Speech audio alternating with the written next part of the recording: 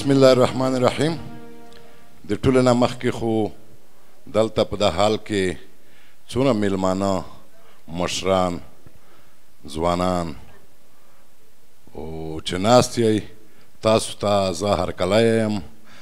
د نن پروګرام د فخر خبره ده چې افغان تلویزیون جوړ کړی دی. په دې کې د موږ د خیبر پښتونخوا د لرې لرې نه علاقې نه چې د کوم ایوارډ صدارتي ایوارډ ته خلک منتخب شوي دي، زه یې دغې ته مبارکي ورکوم.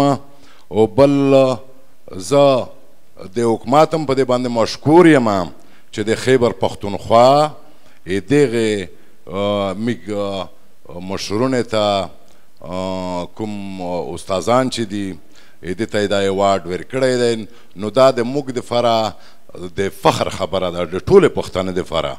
الله دا وکړي چې موږ پښتانه هر وخت په داسې ملکي سطحه ایوارډې کې شامل کړي. دا صرف د دې هغه نه ده چې مطلب منګل صاحب ته یا ډاکټر صاحب ته ایوارډ میلاو شو، په دا باندې ټول موږ پښتانه خوشحالیږي.